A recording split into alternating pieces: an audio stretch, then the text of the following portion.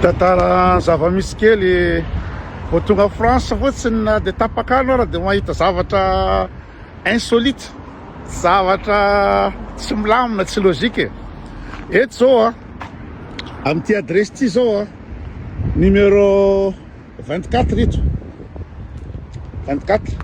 ny numéro de rue zany a ny père aty amin'ny droite de ny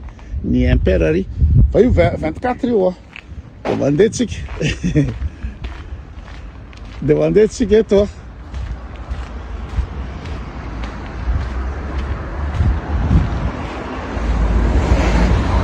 tonga de 28 tonga de 28 io a ary ny magaga lamilizy a magaga lamilizy a de tonga de 28 b de aiza zany le 26 zay le France zay ny logika français zay aiza le 26 de zao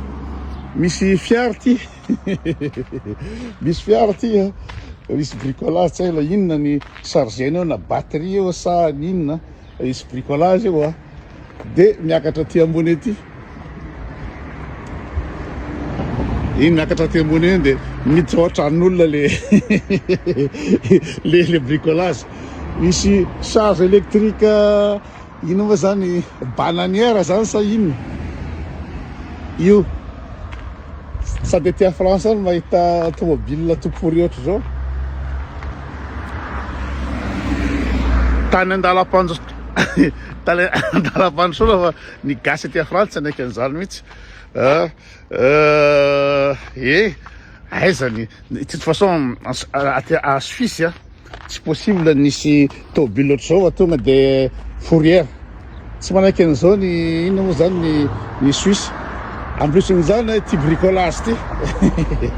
inge mety alahirana raha avy miorana de tsy ahina ny ahazon'olona mandalo eto fa de zay le fandehan'ny la France vao tonga io a tapakandro io a de fa mahita zavatra tsy milamina tsy hoe za mitady le zavatra tsy milamina fa misy zavatra tsy milamina foana vao tonga io sao de zazarana fa io zao plaque io a Suisse io a fa tsy hoe sary efa taloha indray ty